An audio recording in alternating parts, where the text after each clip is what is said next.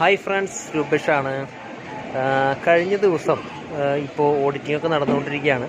കഴിഞ്ഞ ദിവസം ഒരു ബിസിനസ്സിൽ ഒരാൾ ചോദിച്ചൊരു സംശയം ശരിക്കും പറഞ്ഞു കഴിഞ്ഞാൽ എന്നെ കുറച്ച് വണ്ടറാക്കി. കാരണം ആൾ ചോദിച്ച ചോദ്യം എന്താണെന്ന് വെച്ച് കഴിഞ്ഞാൽ ഇൻപുട്ട് ടാക്സ് ക്രെഡിറ്റ് അഥവാ ITC എന്ന് പറഞ്ഞാൽ എന്താണെന്ന്. ITC എന്ന് പറഞ്ഞാൽ ടൈം ആൾക്ക് പിടുത്തം കിട്ടിയില്ല. അപ്പോൾ ചുരുക്കി പറയാം, ഇങ്ങനെയുള്ള സംശയങ്ങൾ പലർക്കും ഉണ്ടെന്ന് തോന്നുന്നു.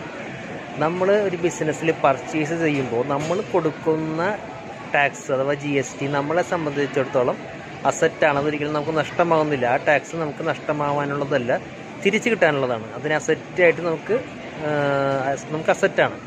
അതേസമയം നമ്മുടെ ബിസിനസ്സിൽ നമ്മളൊരു പ്രൊഡക്റ്റ് സെല്ല് ചെയ്യുമ്പോൾ നമ്മൾ കസ്റ്റമറുടെ കയ്യിൽ നിന്ന് വാങ്ങുന്ന GST എന്ന് പറഞ്ഞു കഴിഞ്ഞാൽ അത് നമുക്ക് ലയബിലിറ്റിയാണ്. നമ്മളത് ഗവൺമെൻറ്റിലേക്ക് അടയ്ക്കാനുള്ളതാണ്.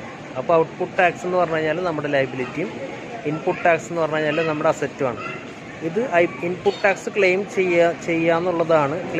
നമ്മൾ ആക്ച്വലി ഔട്ട്പുട്ട് ടാക്സ് നമ്മൾ കളക്ട് ചെയ്തതിൽ നിന്ന് നമ്മൾ ഓൾറെഡി പർച്ചേസ് ചെയ്യുമ്പോൾ അടച്ചിട്ടുള്ള ഇൻപുട്ട് ടാക്സ് നമുക്ക് ക്ലെയിം ചെയ്യാൻ സാധിക്കും. അത് സെറ്റ് ഓഫ് ചെയ്തതിന് ശേഷം ബാക്കിയുള്ള എമൗണ്ട് മാത്രമാണ് നമ്മൾ അടയ്ക്കേണ്ടതുള്ളൂ.